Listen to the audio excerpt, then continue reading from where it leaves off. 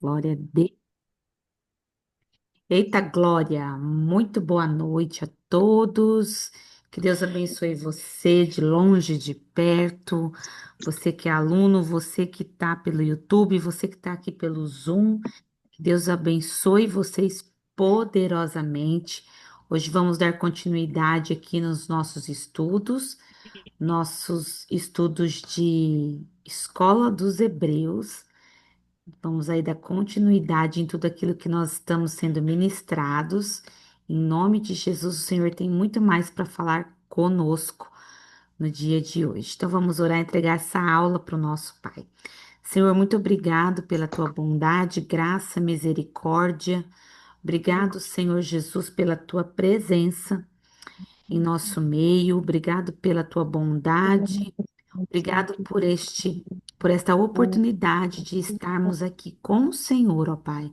Pedimos em nome de Jesus que o Senhor nos dê graça, que o Senhor nos dê sabedoria, o Senhor fale conosco. Em nome de Jesus, amém, amém e amém. Glória. Queridos, vou pedir para todos deixarem o som mudo. Deixa eu ver se está todo mundo mutado. Porque para não dar interferência no som, acho que tá, ok. E vamos lá. Hoje nós vamos falar do segundo segredo dos Hebreus, que é transformar o mal em bem. É um princípio que para mim não é fácil, tá, de ser aplicado, mas ele é muito preciso. Transformar o mal em bem. É um princípio espiritual, tá? Não vai achando que quando a gente fala de transformar o mal em bem é você ser bonzinho, não. Quando você pega o mal que fizeram com você e você transforma esse mal em bem, você está aplicando um princípio hebreu na sua vida. E todo princípio ele traz uma bênção. Onde que está a base disso? Em Gênesis capítulo 50, versículo 20, Gênesis 50, 20, parte A do versículo. Lembrando que essa semana essa apostila já sai, tá? A apostila da Escola dos Hebreus. Em nome de Jesus, vamos ter 5 aulas. Depois nós vamos ter Escola dos Hebreus para os casais. E vamos ter algumas lives para os solteiros. E nesta quinta-feira, dia 10 de julho, nós vamos começar uma campanha de propósito de oração ao vivo pelo meu Instagram. Às 10 para meia-noite, nós vamos estar orando vou estar compartilhando com vocês alguns devocionais, tá bom? 7 dias de propósito de oração por libertação pessoal, tá? Não é uma libertação para outras pessoas, não. É você buscando por você. Todos nós precisamos nos libertar de algumas amarras. E nós vamos aí nesses 7 dias falar de áreas em que precisamos ser livres e seremos em nome de Jesus. Gênesis 50, versículo 20, parte A. Diz assim, ó, vós bem intentaste mal contra mim, porém Deus o tornou em bem. Então, transformar o mal em bem é o que é um princípio. Para José do Egito chegar ao trono de governador, Deus fez ele passar pelo caminho de sofrimento. Aprenda uma coisa difícil de engolir. Às vezes a nossa promoção, a nossa vitória, a nossa bênção, o nosso auge vai ser em um lugar onde nós vamos ter que passar pelo caminho do sofrimento, tá? Enfrentar muitas injustiças na nossa vida. Por quê? Porque a Bíblia nos dá alguns respaldos sobre isso. Quando você ficar perguntando por que que eu estou passando por isso, vou te dar 3 passagens para você meditar como resposta de Deus para a tua vida. João 13:7. Abre lá, livro de João, capítulo 13, versículo 7. Diz assim, ó.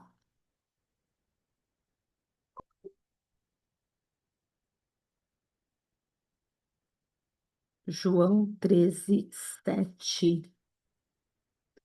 Respondeu Jesus e disse-lhe: O que eu faço não sabes tu agora, mas tu o saberás depois. Pastora, por que que eu estou passando tudo o que eu estou passando? O que eu faço não sabes tu agora, mas o saberás depois. Por que que Deus permitiu? Jesus nos respondendo: O que eu faço não sabemos agora, mas saberemos depois. Tem muita coisa da sua vida que já aconteceu na sua vida que você só entende hoje. E hoje você olha e fala: Olha, se eu não tivesse passado por esse caminho, eu não estaria aqui. Se eu não tivesse passado pelo caminho do sofrimento, eu não teria conquistado tal bênção. Porque o próprio Jesus nos respalda isso. O que é, é, ele nos dá essa palavra de consolo, né? João 13:7. Cadê? Cadê? O que eu faço não sabes tu agora, mas tu saberás depois. Romanos 8:28, um versículo muito conhecido. Grave esse versículo na sua vida para os momentos de injustiça. O que que fazemos com as injustiças? Romanos 8:28. Deixa eu pegar aqui para.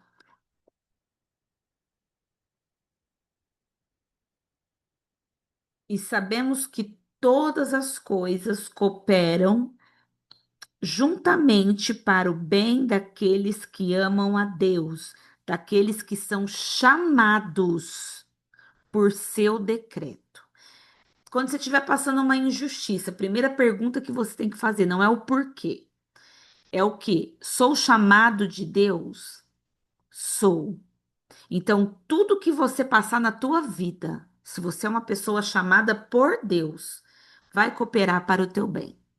Até as coisas ruins, até as coisas ruins. Até as coisas malignas que fizerem contra mim, até as coisas malignas. Porque todas as coisas contribuem para o bem daqueles que amam a Deus, os quais são chamados por decreto. Então, se você é chamado por Deus, você pode descansar diante das injustiças. É fácil? Não. Mas é um princípio que nós temos que exercer. Tiago, capítulo 1, versículo 2. No momento da tua injustiça,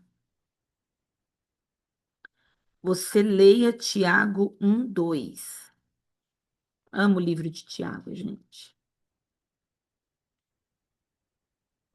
Tiago 1, 2. Diz assim, ó. Meus irmãos, tende grande alegria quando passares por várias tentações. Olha que versículo confortante. Tô com muitas provas. O que que eu faço da minha vida? Considere, tende grande alegria, considere muita alegria quando passardes por várias tentações, por vários problemas, por várias dificuldades. Queridos, do que a gente se esquece? Que quando a gente está passando por muito perrengue, é que tá tudo certo. Se a tua vida tiver um mar de rosa, alguma coisa tá errada. Se as coisas estão dando muito certo para você, se as portas estão abrindo com facilidade, se ninguém está se levantando contra você, você precisa colocar a barba de molho, porque alguma coisa está errado. Porque a vida do crente, ela é provação atrás de provação. Ah, mas vai ter vitória? Vai. Mas sempre vai ter uma dificuldade. A vitória, ela não vem de mão beijada. Por que que eu tô falando isso? Porque às vezes a gente quer uma vida fácil. E vida fácil não foi feita para nós, porque nós não agradamos o mundo e o mundo jaz do maligno. O mundo ainda não é nosso. Nós não estamos no governo de Cristo. Estamos debaixo de um governo espiritual, sim, mas o mundo é do maligno. E enquanto o mundo é do maligno, não vai achando que vai ser fácil as coisas para mim e para você. E aprenda uma coisa: quem não entende essa visão, essa pessoa que não entende isso, ela esfria na fé quando ela começa a passar por injustiça, ela blasfema, ela para de orar, se torna vingativa. Por quê? Porque ela não entende o que Deus está fazendo. E o que que acontece? Ela deixa a sua carne falar por si. Eu, na minha natureza carnal, minha natureza humana, não espiritual, eu sou uma pessoa muito vingativa. Eu sou aquela que bateu, levou. E além de levar, eu planejo como a pessoa vai levar a outra lá na frente. Mas quando nós viemos para Cristo, o que que nós temos que fazer? Abrir mão da nossa natureza e deixar o Espírito comandar. Então, quando acontece injustiças na minha vida, eu tenho que correr para os pés do Senhor e falar: Senhor, tu és o meu vingador, tu és o meu juiz, tu és o meu pai, tu és aquele que vê, tu és aquele que sabe. O Senhor é aquele que muda as coisas que estão para o nosso mal, as transforma para o nosso bem. Por quê? Para não deixar a vingança me dominar. Porque uma pessoa que olha para as injustiças com o olhar de injustiça, ela tende a abandonar a fé e a regredir espiritualmente. Se você for conversar com pessoas que abandonaram a fé, 90% da conversa dessas pessoas é que elas estão decepcionadas, não é com a igreja nem com pessoas. Elas estão se sentindo injustiçadas. Elas têm uma concepção de que Deus atendeu todo mundo, deu certo para todo mundo, mas na vez dela, Deus a abandonou. Então, são pessoas que, ao invés delas avançar, elas voltam ao início da fé quando não abandonam a fé. E aí, quando a gente olha José transformando o mal em bem, a gente vê que ele tinha alguns segredos para não deixar o mal adoecer o coração dele. Por quê, queridos? A injustiça adoece o nosso coração. A injustiça nos maltrata, a injustiça nos faz sofrer, a injustiça nos faz questionar o nosso Deus. Talvez você fale, ai, pastor, eu nunca questionei o Senhor. Ah, irmão, eu duvido. Você tem que ser muito crente para você nunca ter questionado Deus. Porque tem horas que, dependendo do tamanho da injustiça, você sente que tudo que você está fazendo para o Senhor está sendo em vão. Agora imagina José. Foi vendido, traído, abandonado, injustiçado, escravizado e esquecido. O que é que ele fez para o coração dele não adoecer? Porque a gente, por muito menos, a gente chuta o pau da barraca. Por muito menos. Mas quais os segredos de José? Primeiro, ele confiou no processo de Deus para a vida dele. A pergunta é: será que você confia no processo de Deus para você? Pensando nessa pergunta, eu confio no processo de Deus para mim? Por que que eu estou fazendo essa pergunta bem objetiva? Porque quando a gente fala assim, ó, eu confio, a gente pega, a gente se torna uma folha em branco, vou usar essa folha aqui mesmo. e a gente deixa Deus escrever o que Ele quiser nessa folha. A gente deixa Ele escrever a história. E independente do que você passa, você não teme. Aí a pergunta é: será que nós confiamos no processo de Deus para a nossa vida? Será que você está confiante no que Deus está fazendo? Será que você está confiante no que Deus está movimentando? Será que você está confiante no silêncio de Deus na sua vida? Outro segredo de José: ele não tinha mentalidade de escravo no Egito, mas ele tinha uma mentalidade de servo. Ele estava como escravo, mas ele não pensava como escravo. Ele pensava como servo.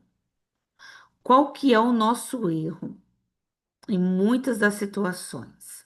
Tem coisa que eu e você passa e nós nos achamos merecedores de bênçãos, merecedores de honra, merecedores de títulos, merecedores de aplausos. José foi levado na condição de escravo, mas dentro dele ele falava assim: Deus me trouxe aqui para servir. E quem vai para servir não espera a recompensa. Quem vai para servir não espera gratidão. Quem vai para servir não espera aplausos. Porque às vezes você vai esperar recompensa, gratidão, aplauso e não vai ter isso na sua vida. Nunca vai ver. Aí o que que vai acontecer? Você vai se achar injustiçado de fazer tanto para um lugar, para uma pessoa, para um departamento, para uma empresa, para uma igreja, vamos dizer assim. E você não vai receber nada em troca. E aí Deus vai trazer o que no teu coração? Você está para servir ou para trabalhar? Porque o trabalhador ele tem recompensa pelo seu trabalho, ok? Mas nós não somos trabalhadores do reino, somos servos. E o servo no original, ele vem de uma raiz onde diz escravos. Sou escravo de Cristo. E quem é escravo não espera receber nada. Então, o servo, quem é servo, ele não espera nada além de nada. Ah, pastora, mas eu vou servir, eu vou fazer, não vou esperar nada. Você vai ter mentalidade de escravo ou mentalidade de servo? Você vai ter uma mentalidade de quem está servindo ao reino ou trabalhando para o reino. É pesado quando a gente pensa nisso. E é mais pesado praticar, porque você ter uma mentalidade de servo, você não pode esperar nada em troca de ninguém. Aí você tem que contar o que somente com a sua parte. Tem hora na nossa vida que a gente fica assim, ó. Ai, só eu faço. Ai, só cobra de mim, só pede para mim, só eu que renuncio, só eu, só eu. E aí o Espírito Santo fala assim: sim, é só você. Só você quem faz, só você que é cobrado, só você que apanha, só para você que é pedido, porque você é o servo. Você é o servo. Esses tempos eu entrei em eu não vou falar uma briga com Deus, mas eu entrei no tribunal do Senhor, questionando algumas coisas que o Senhor estava me reposicionando. Sabe quando você fica indignada com a situação que Deus te coloca? E aí eu falei assim para o Senhor em oração: Deus, eu quero saber dos. Isso é meu direito. Aí o Senhor falou assim para mim, com a voz mansa e suave: a partir do momento que você querer exigir os seus direitos, você vai perder, né? Você vai ter que também me mostrar, ou melhor, os seus deveres. E nos seus deveres você está em falta. Aí eu chorei, porque aí eu lembrei dos meus deveres de servo. Os meus deveres de servo estavam em falta. E aí o Senhor me fez lembrar daquela passagem de Esther, quando ela vai pro palácio e acontece um decreto e ela não quer os dois para a sala e não. E ela não quer fecha a porta. Fecha a porta direito. É um sonho, né, irmãos? Da aula, meu filho. E ela não quer atender, ela não quer entrar no rolo da guerra. E Mardoqueu fala assim: quem sabe não é para um tempo como esse que Deus te colocou como rainha. E Deus me fez lembrar dessa passagem. Quem sabe, Mariana, não é para um tempo como esse que eu te coloquei aonde você está. E não é fácil você aceitar a vontade de Deus. Às vezes você vai se sentir como injustiçado. Mas aí você tem que lembrar: você é servo ou você é trabalhador? Porque o servo, ele não faz o que quer, ele faz o que o Senhor manda. Outro segredo de José: ele fez o melhor que podia onde ele estava. Como que ele manteve o coração dele intacto à injustiça? Ele fez o melhor que ele podia onde ele estava. Quando ele estava na casa de Potifar, ele fez o melhor que ele podia. Quando ele estava dentro da prisão, ele fez o melhor que ele podia. E quando ele estava como governador, ele fez o melhor que ele podia. Como que eu não adoeço meu coração, dando o melhor de mim aonde eu estou? Por que que tem pessoas adoecidas se sente injustiçada? Porque ela está vivendo meia boca. E aprenda uma coisa, quando você aprender a fazer o melhor que você pode, onde você está, o próprio Deus dá um galardão para você. Porque ele vê que você foi além das suas exigências, além daquilo que lhe é cobrado, e você exerceu o quê? Excelência. E é a excelência que vai te trazer um galardão, uma recompensa, mesmo que eu e você não mereça nada. Essa excelência que vai chamar a atenção de Deus. Quando José ele faz o melhor que ele podia em cada fase da sua vida, Deus olha para ele e fala o quê? Preciso promover. Por quê? Porque independente da situação que ele era pressionado, ele dava o melhor de si. E isso não deixou o coração dele adoecer. Não deixou. Outro segredo de José, para não deixar a injustiça adoecer o coração dele. Ele acreditou na justiça de Deus. A questão é que a gente apanha cedo, quer descontar de tarde. Mas Deus tem um tempo para exercer a justiça dele. Queridos, e nada passa batido aos olhos de Deus. Eu lembro quando os meus pais se separaram, o meu pai ele tinha feito um empréstimo no nome da minha mãe para comprar um caminhão para ele. E, e eles se separaram, ele tirou esse caminhão do nome dele e ela ficou com o empréstimo no nome dela. E na justiça, um empréstimo na época de R$ 30.000. E na justiça, quando foram no fórum se separar, minha mãe falou disso e ele falou: Olha, eu não tenho caminhão no meu nome. Não é para mim esse empréstimo, é para ela. E minha mãe pagou uma dívida, né, para ele, que ele não honrou, e ele fez a vida dele. E nós pagamos a dívida.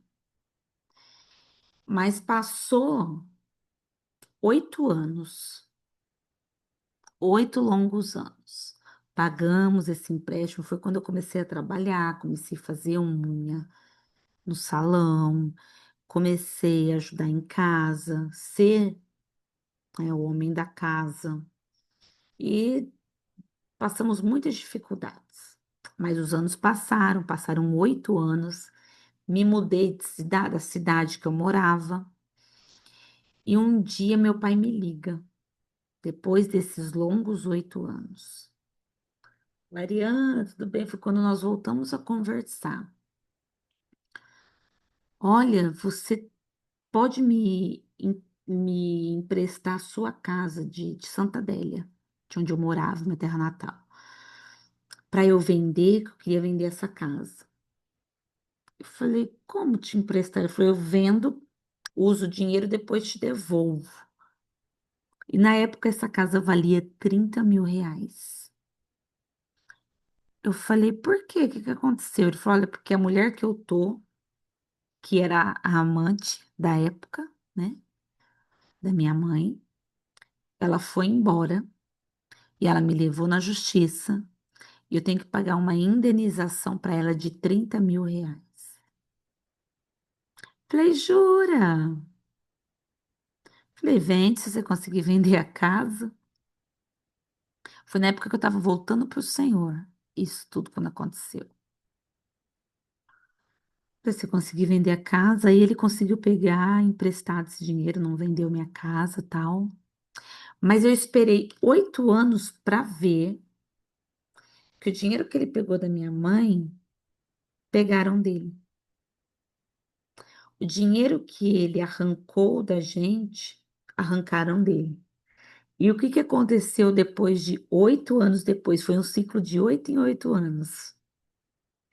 Esse caminhão que minha mãe comprou para ele no empréstimo foi roubado. Roubado. Então, assim, aí o que que aconteceu quando o caminhão dele foi roubado? Ora, ele não é crente, ele não é nada. Ora para aparecer esse caminhão. Vamos orar. Achou o caminhão estava bagaçado. Só tinha praticamente o motor, né? Mas foi com oração que eu falei para o Senhor, eu falei, eu já entendi, Senhor, que o Senhor fez a minha justiça, que tudo que ele tirou, ele perdeu também. E ele perdeu com juros, né?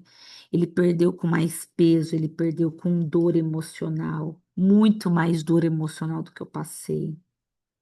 Eu vi a mão de Deus cobrando dele. Eu fiquei feliz na época? Não. Não porque eu já estava curada em relação. Mas por que que eu estou falando isso? Porque os meus olhos viram a justiça de Deus acontecer. E aprenda uma coisa, queridos. Se os teus olhos sofrem injustiça hoje, os teus olhos não se fecham antes de você ver a justiça se cumprir na sua vida. Isso é um princípio. Porque a injustiça que fazem com você, quando você está no Senhor, tá? Quando você entrega e acredita na justiça de Deus na tua vida, os teus olhos também contemplam a justiça divina sobre você. Então não deixa injustiças da vida adoecer teu coração, tirar você do foco. Porque José, ele acreditava que toda a injustiça seria promovida em honra. o que nós passamos como injustiça é promovido em honra. Por quê? Transformar o mal em bem é um princípio. José, ele nos ensina que aquilo que é injustiça para nós, na verdade, pode ser o quê? Uma vontade soberana de Deus na nossa vida para nos promover. Uma coisa que você tem que entender sobre a vontade de Deus: tem dois tipos da vontade de Deus: a vontade soberana e a vontade permissiva. Qual que é a diferença? Vontade soberana de Deus se refere àquilo que Deus determina de forma incontestável. Vamos dar um exemplo. Era da vontade de Deus fazer José governador. Ponto final. Ele podia ser preso, ele podia ser torturado, ele podia ser caluniado, ele podia se tornar escravo, mas qual que era a vontade de Deus? Fazer ele governador. E não importa o que acontecesse na vida de José, ele ia se tornar governador. Ponto final. Essa é a vontade soberana de Deus. Abre tua Bíblia no livro de Efésios 1:11. Efésios 1:11. Quer dizer que quando Deus quer, você passa o que passa na tua vida. Mas Deus cumpre o que Ele quer. Acabou. Você fala assim, não, agora eu vou morrer, agora não vai dar. Porque aquela profecia vai cair por terra. Não. Se é a vontade soberana de Deus, pode acontecer o que for. A vontade dele permanece. Efésios 1:11.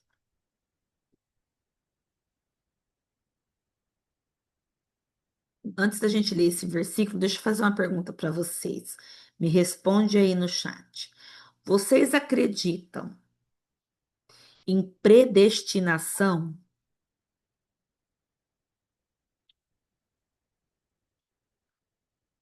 Sim ou não? Ah, o fulano nasceu predestinado.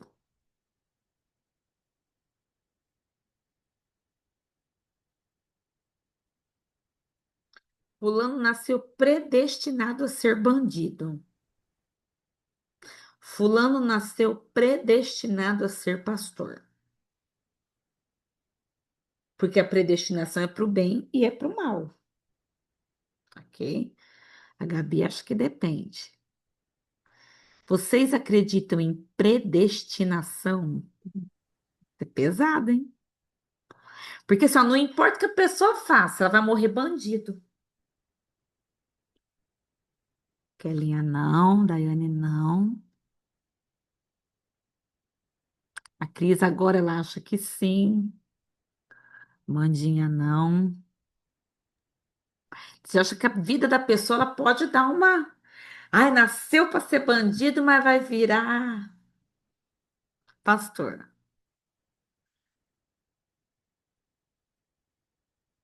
É, gente. Ninguém acredita em predestinação, duas ou três só. Deus pode mudar. Eu era predestinada a ser uma viciada, depressiva e pela graça eu mudei. Tá, Gabi, eu vou te usar. Você acha que você era predestinada a ser uma viciada ou você era predestinada a ser uma ex-viciada?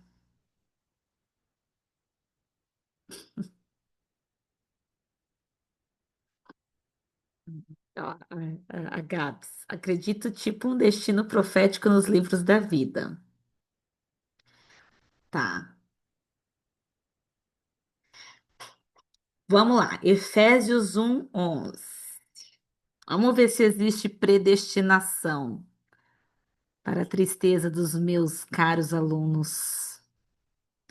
Nele digo que, em quem também fomos feito herança, havendo sido predestinados conforme o propósito daquele que faz todas as coisas, segundo o conselho da sua vontade.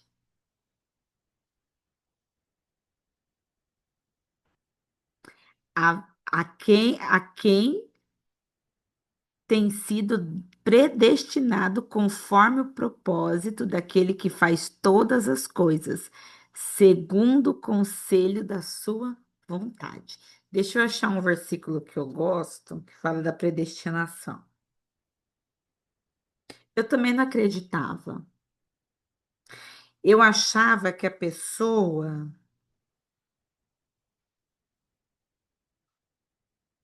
podia, assim, né? Ah, nasceu para ser bandido, mas pode mudar o rumo. Gente, a Bíblia fala que tem gente que já nasce para perdição.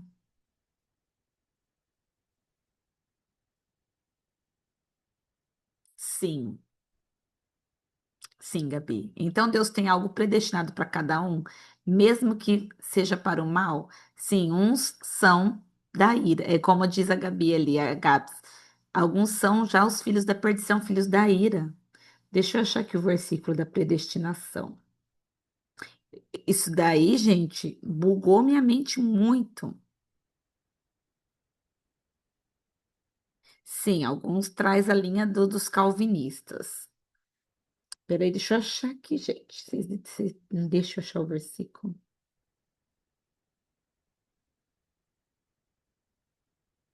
É um. É igual o meme da Nazaré. É um versículo que fala assim: antes aqueles que foram psicopatas. A psicopatia, gostei da, do exemplo. Psicopatia, a pessoa nasce psicopata, e aí? A psicopata vai se converter e vai dar fruto. Tem uns que sim, mas tem uns por causa da. Gostei, Cris, obrigado. Da contaminação de DNA. Olha, olha como que isso é sério, gente. A pessoa não descontamina. Quando a gente fala de contaminação de DNA, contaminação genética, na psicopatia, ela não é só uma doença, tá? Ela tem algo espiritual aí, tá? Vamos falar sobre a contaminação genética. A contaminação genética, ela é tão pesada que você tem vontades e dores físicas, dores mesmo, que não é do teu corpo, é por causa da genética contaminada que está em você, que alterou as tuas células, alterou a produção das tuas coisa boa do corpo lá, da tua imunidade que combateu. E aí junto pecado geracional na tua linhagem, mas o teu próprio pecado vai agravando o que? A tua saúde. Então tem vontades que não é sua. Por isso que a gente trabalha o quê? Com mapeamento, com libertação, com confissão, com renúncia, com remissão de altar. Porque você sabe o que o seu tataravô fez na vida? Os meus eu nem conheço a origem, porque minha mãe era adotiva. Então, assim, ó, que nem eu vou falar de mim, a origem, que eu sei que eu vim de uma origem cigana. Imagina o tanto de idolatria que tem no meu DNA. Então, essa idolatria, quando eu me perdi na idolatria, não era eu querendo ir. Porque eu lembro que mesmo na idolatria, eu era dizimista. Ai, que loucura. Mas por que que parte de mim pendia para idolatria? Por causa da genética contaminada. Porque aquele sangue contaminado, aquelas células contaminadas, aquela mentalidade contaminada de uma genética veio o quê? Deformando a minha identidade. Deixa eu achar o versículo da predestinação. Não acho. Antes predestinados.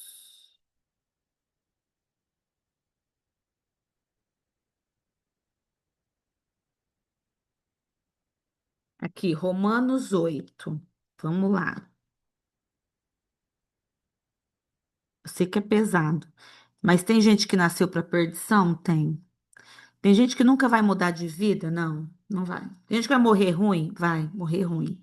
Tem gente que nasceu para ir para o inferno? Aham, tem. É triste? É, é. Romanos 8. Deixa eu ver aqui. Eita, deixa eu achar o versículo.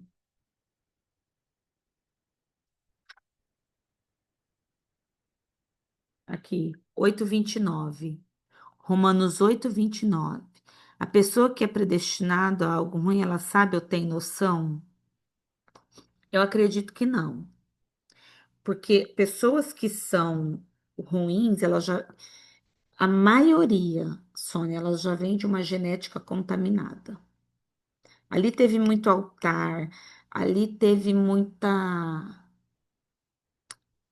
sangue derramado, ali teve muita maldição instalada, que vira o quê? Iniquidade, pessoas iníquas. Gente, esse povo que mata doidado, esse povo que mata só para ver a pessoa morrer. O que que é essa frieza? Aquele caso daquele menino, vamos usar um caso recente. Aquele menino que matou o pai, a mãe e o irmãozinho de 3 aninhos, porque estava jogando videogame, né? E conversando com outra menina do Satanás lá. E a menina dava comando. O que que foi aquilo? Ele era um menino que predestinado a ser um assassino. Por quê? Não sabemos a origem espiritual dele, ok? Mas olha a realidade dele. A realidade dele, peraí, Gabi. A realidade dele era ele ficar no jogo online. O online é um mundo normal, tá? O online, ai, o mundo online não existe. A internet é um campo de batalha. E eu sempre falo, nós temos o corpo físico e nós temos um corpo espiritual. O corpo espiritual daquele menino estava preso em cativeiro, no campo de batalha. E no campo de batalha da internet, ele era o quê? Ele foi programado e doutrinado a ser o quê na internet? Um assassino. Só que a iniquidade da internet contaminou tanto o corpo espiritual dele que ele não teve mais noção do que era físico e do que era online. Então, as duas personalidades se tornou o quê? Uma só. Uma só. E aí ele estava sob o comando de quem? De uma voz de uma menina. Provavelmente comando Acabe e Jezabel. Acabe faz o que Jezabel manda. E o que que ele faz?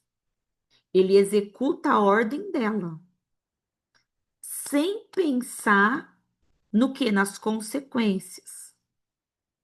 E você vê que quando ele se entrega, quando eles são chamados, não existe nenhum sinal de arrependimento, somente de frieza. O que que é aquilo?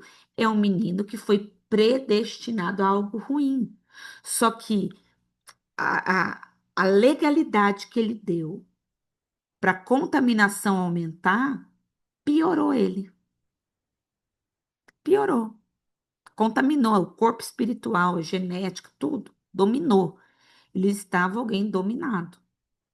Pessoas que fazem essas brutalidades são pessoas que já estão completamente dominadas por influência maligna. Igual a Susana Richthofen lá. Igual assim.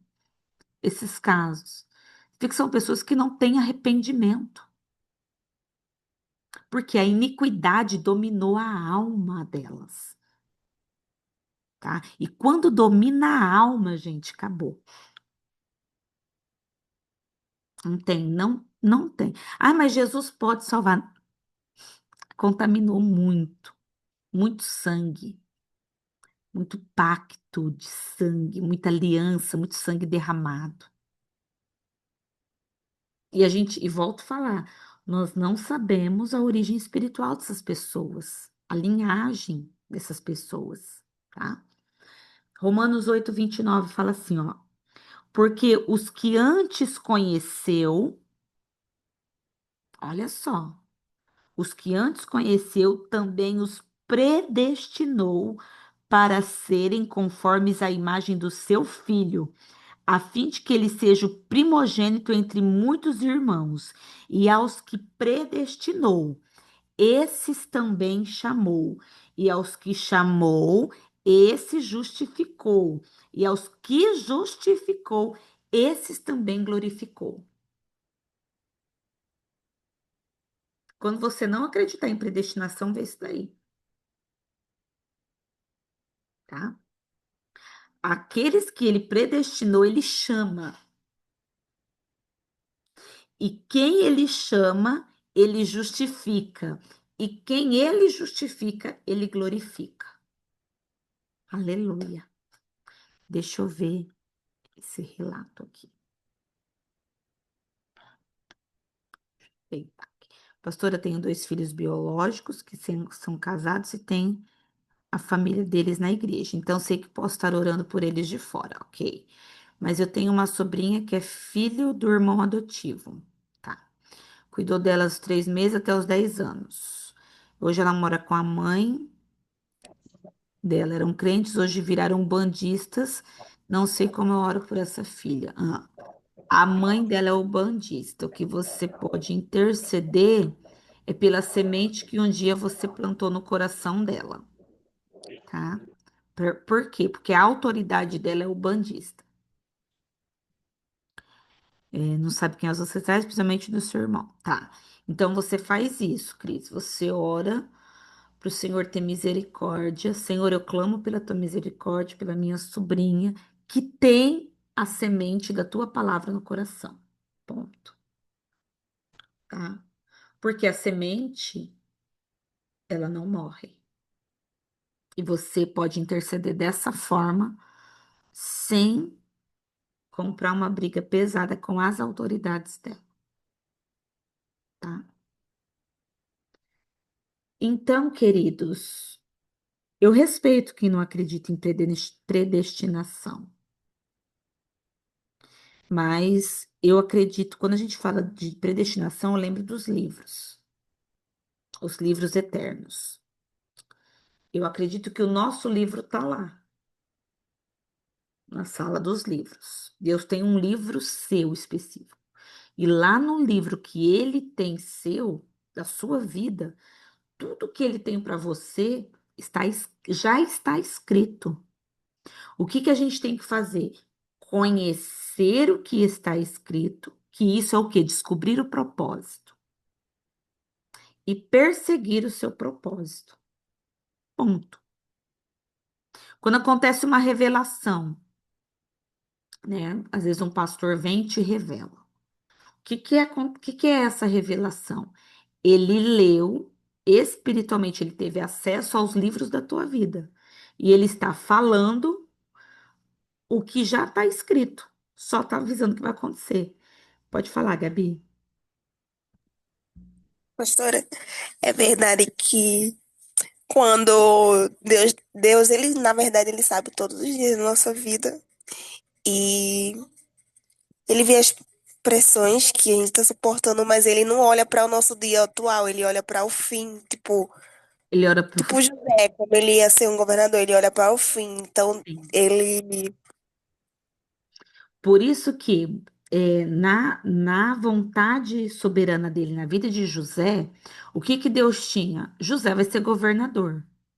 Por isso que Deus não interferiu em nada do que José passou. Porque os olhos de Deus não estavam com ele lá. Estou conjecturando, estava com ele. Mas assim, Deus não estava pegado no que ele estava passando no poço. Ai, que dó do José. Ai, coitado, né? Ai, será que ele vai morrer? Os olhos de Deus estavam lá, José, no trono. Quando Deus olha para mim, para você, ele já está vendo o nosso final. Ele tá. O que que nós está urrando agora? Deus, eu vou morrer. Ele estava assim, vai nada. Você aguenta, arrasa, vai. Vai que é tua. É assim. Deus, meus irmãos me vendeu. E agora? Tô nem ouvindo. Vai. Vai, vai, vai, vai. Toca o baile, toca o baile. Vai, vai, vai, vai, vai. Sabe quando o filho cai? Você fala assim, levanta e vai, vai, vai, vai, vai, vai. É igual. A gente é o filho caindo toda hora. Com a boca aberta desse tamanho, gritando para Deus, socorro! Eu não sei andar. Ele fala, vai, vai, vai, vai, vai, vai. Pulou! Vai, vai, vai, vai, vai. É mais ou menos assim. Eu tô nessa fase do pulou. Que ele tá olhando eu aonde? Lá na frente. Bem na frente. Mas vamos embora. Então, essa é a vontade soberana de Deus. Glória a Deus por isso. Descubra qual é a vontade dele na tua vida. Talvez, irmão, quando você descobrir, não vai ser prazeroso. Deixa eu já te falar também a real. Porque o José que eu falei assim, ai, sonhei que eu vou ser governador. Ele tinha 17 anos, gente. 17 anos que a pessoa tem na cabeça, além do vento. Nada. Ele, ele acordou e falou, "Ai, deixa eu lá irritar meus irmãos. Ele não tinha noção do que ele estava fazendo. Porque quando você descobre o propósito mesmo que Deus tem para tua vida, você fala assim, essa é a vontade de Deus. Você sente o peso da responsabilidade. Você imagina Jesus. Eu vou falar de Jesus homem, tá? Tô falando de Jesus da glória, não. Jesus homem. Porque Jesus, você que não assistiu os módulos de Jesus, depois você vê, Jesus fazia arte, Jesus dava uma zoada, tá? Imagina Jesus, quando os batizou, falou: vou morrer, cara. Eu vou ter que morrer. Porque ele sabia que ele tinha um propósito. Eu para mim, na mente dele, ele falou assim: vambora, vamos logo, acabar com isso logo. 3 anos, dou conta. Porque quando você entende o peso da responsabilidade que o Senhor designa para você, você não acha nada, nada legal, nada lindo, nada leve. Você fala, jura Deus, passa a vez. Aí fala, não, é você, é você. Pastora, Deus pode nos mostrar em sonho o que Ele tem reservado para nós? Sim. Para os meus filhos, antes de eu ter os meus 2 filhos, eu sonhei com os dois.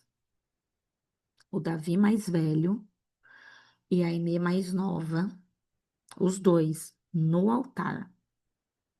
Ele tocando e cantando e ela cantando. Ela magrinha, do jeitinho que ela é, o jeitinho enjoado dela.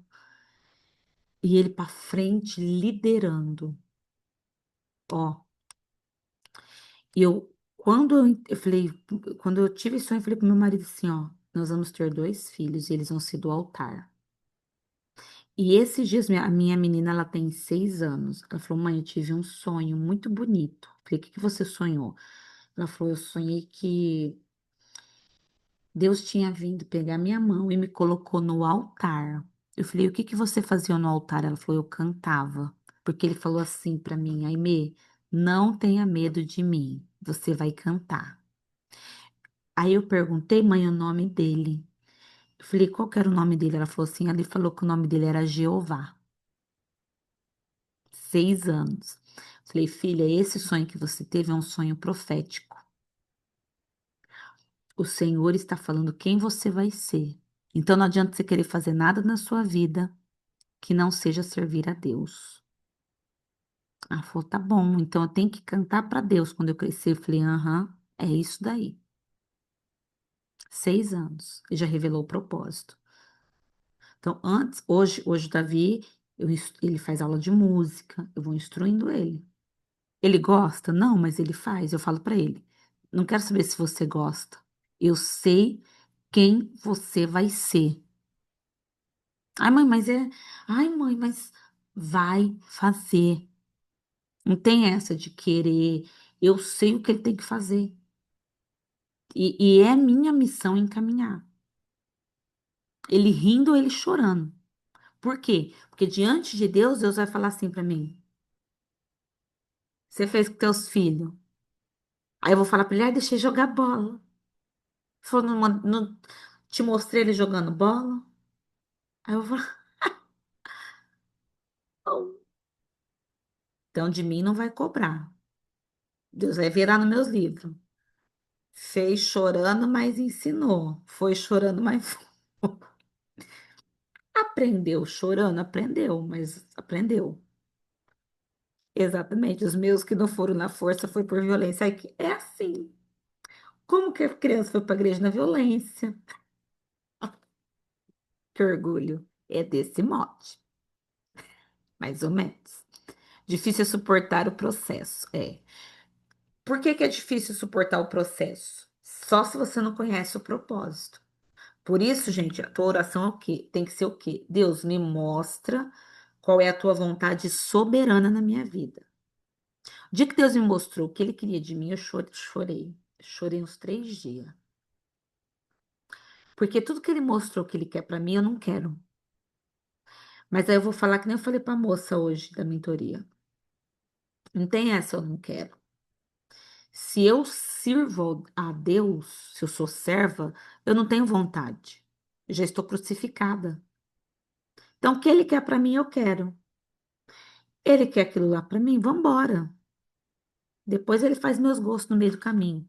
O importante é eu fazer o dele.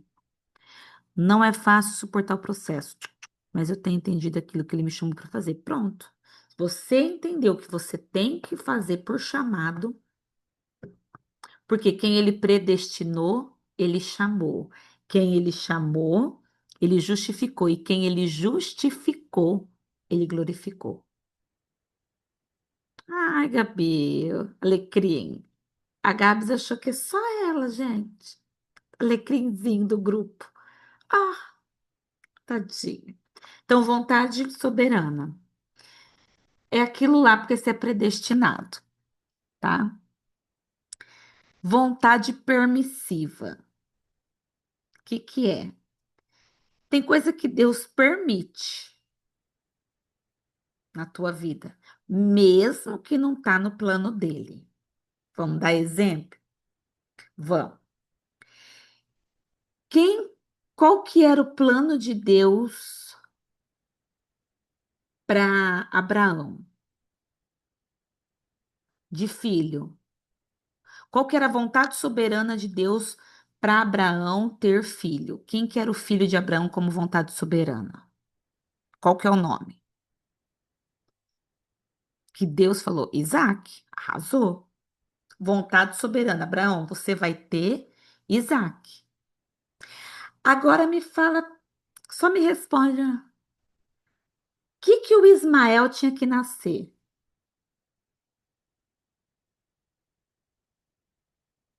Porque Ismael tá dando rolo até hoje, essa praga. Pastora, eu não sei o que significa. Nem eu. Estudo número 7. Não desfoca não, Cris. Foca no Ismael agora. Ah lá, Samira, Deus falou assim, não é para casar. Aí ela foi lá e fez o quê? Vambora, vamos casar. Igual o Ismael. O que o Ismael tinha no rolo? Mas Deus deixou nascer? Deixou. Não, não era plano de Deus, mas ele permitiu. O Jonas, qual que era a vontade soberana de Deus? Jonas, você vai para Nínive. Jonas falou que não quero. Ai, gente, que dó. Aí Deus falou assim: vai, e vai de peixe, só para parar de ser teimoso. 3 dias, cara. 3 dias, esse coitado desse homem chegar na glória, se eu tiver no pavilhão do Jonas, eu falar, cara, você arrasou na desobediência. Você, ó, desafio total, Deus. Ele falou assim: não vou, vamos ver quem que manda eu ir lá. Aí vocês vêm falar que livre-arbítrio existe, predestinação não existe. Quantos profetas que não tinha melhor do que Jonas? Deus falou o que para Jonas?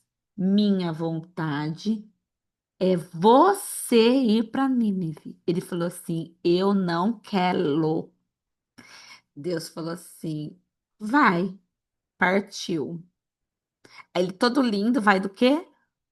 De peixe. Deixou, ó, olha o que que Deus deixou. Deixou o cara pegar navio, cara. Se iludir. Vai. Pensa Jonas achando que estava arrasando, escondendo de Deus. Deus só deixando, vai. Deus deixou até um tempo. Depois falou o quê? Peixe. Pega o Jonas, que vai ser agora, que ele vai ver quem que manda. Que se eu falei que ele vai, ele vai. Moisés, vontade soberana de Deus, levantar um libertador. Beleza? Vamos matar todos os hebreus. Onde que Deus esconde Moisés? No palácio do assassino. Deus brinca com as coisas, cara. Deus brinca demais. Por quê? Tem coisa que não está no plano, mas ele permite. Porém, as permissões têm algumas consequências. Jonas precisava daquela triste experiência?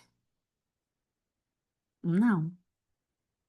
Moisés precisava se tornar um assassino antes de ser chamado?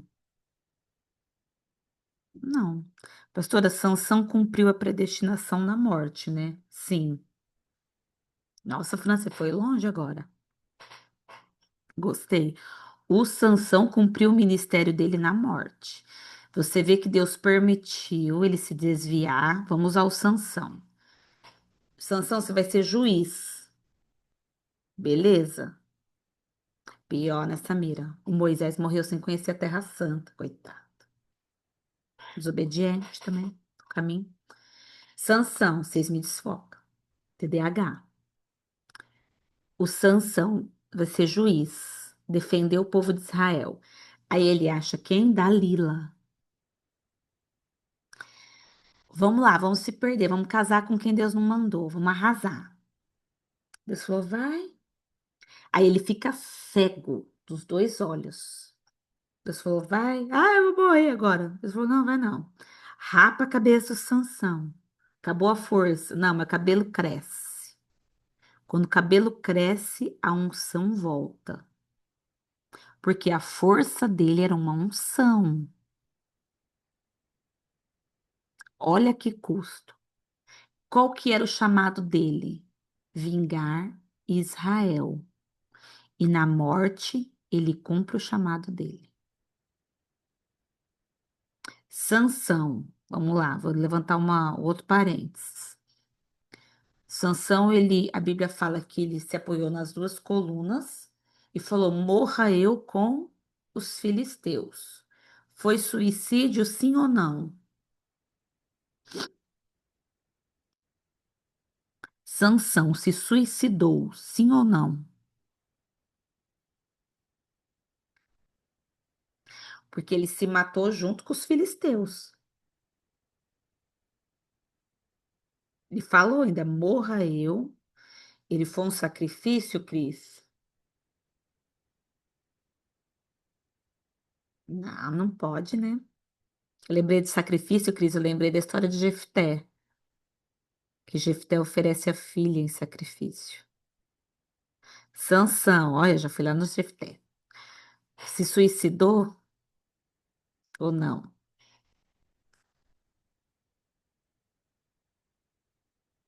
Será que ele foi salvo?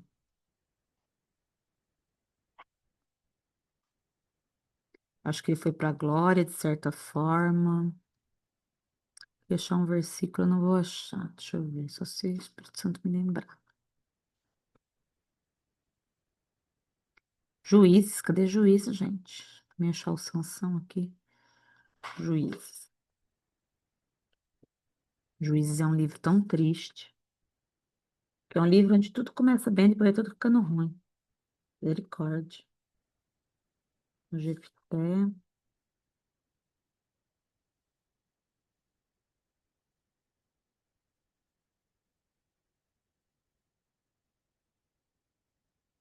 Vou achar o Sansão aqui para você me falar. Eu acho que sim, ele se suicidou, mas foi salvo porque se arrependeu. Andou sobre as colunas, eu acho que ele pagou um preço para vencer os inimigos. Aqui, achei. Deixa eu ver a morte de Sansão aqui. Templo de Dagon. Dagon, quando ele derruba o templo de Dagon, Dagon é Leviatã, viu? Orgulho.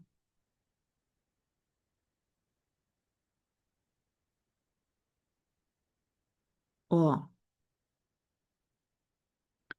Juízes de 16:31. Então seus irmãos desceram e toda a casa de seu pai e tomaram-no e subiram com ele e sepultaram-no entre Zorá e Estaol, no sepulcro de Manoá, seu pai, e julgou ele a Israel 20 anos. Deixa eu fazer um comentário aqui, que eu não vou ser juíza se ele está no céu ou não. Eu acredito que sim, pelo arrependimento, né? Pelo arrependimento, como disse a Sônia, ele pagou um preço para vingar os inimigos. Mas quando uma pessoa da Bíblia, como que eu sei que a pessoa da Bíblia foi salva? Quando ela morre, tá assim, ó, e descansou com seus pais. É um sinal, referência é Juízes 17:31, tá? E descansou. Sempre que você lê da morte de alguém na Bíblia que tá descansou, aquela pessoa, ela foi salva, tá? Obrigado, Sadraque, por esse comentário aí, ó. Ele tá no livro dos Heróis da Fé. Eu acredito que não deram glória a ele por causa da história dele, né? A história de conhecer. Ele conhecia o chamado dele, ele desobedeceu porque ele quis, né? Mas é um risco que ele correu, né? Eu acredito que, vamos supor, ele morreu e não foi para a glória. Mas a Bíblia fala que quando Jesus morreu e morreu, ele foi no inferno, pegou a chave da morte, das mãos da morte, e foi nos lugares de cativeiro pegar aqueles que estavam cativos. Ele podia estar lá também, o, o Sansão. E Jesus foi lá e pegou e levou para ele. Uma suposição, tá? Não estou sendo juíza que o Sansão não. Mas é uma coisa para a gente pensar, para vocês também aprender, tá? Inclusive, acho que quando a Bíblia faz menção de Saul, que a Bíblia fala que ele descansou com os pais, se eu não me engano. Depois vocês olham isso aí certinho, tá bom? Então, assim, vontade permissiva de Deus, algumas coisas Deus permite, mas tem consequências drásticas. Drásticas. Por isso que é bom a gente conhecer o propósito e não pegar atalho. Como cristão, devemos estar o quê? Atentos para a gente ver, estou vivendo a vontade soberana ou permissiva? Essa pergunta para você hoje. Pensar. Você está vivendo a vontade soberana ou permissiva de Deus na tua vida? Porque a vontade soberana te faz vencer, mas a permissiva pode te trazer consequências que você nem precisa passar. Hoje eu estou na soberana, por isso que tá leve. igual a um peso de 200 quilos. Vamos lá, para a gente fechar. Tô passando por injustiça, pastora. O que que eu faço? Jejum? Não. Você vai orar. Que tipo de oração? O tipo da oração da injustiça. Onde que na Bíblia tem muitas orações de injustiça? Vamos lá. Ai, que orgulho dos alunos. Salmos. Gente, o livro de Salmos não são canções, são orações. Por isso que eu gosto muito dos livros de Salmos. Então, anota aí, ó. Se que tiver apostila, vai ter na sua apostila. Tô passando injustiça. Você vai orar os Salmos. O que que é orar os Salmos? Primeiro você vai ler os Salmos em voz alta. Pode orar no tribunal, melhor ainda. Tem dia que eu no tribunal eu só falo os Salmos, tá? Você vai ler em voz alta e você vai trazer, citar aqueles versículos na tua oração pessoal, tá? Então, ó, tô passando injustiça. Que salmo que eu oro? Salmo 27. Anota aí. Injustiça e falsidade. As cobras veio, tudo te dá o bote. Salmo 109. Ah, pastor, vou falar, vou dar indireto. Não, só ora o Salmo 109. Para de rolo. Defesa do justo. Você quer que o Senhor te defende? Salmos 7. Está sendo injustiçado e caluniado. Estão falando mentiras a teu respeito. Salmos 10.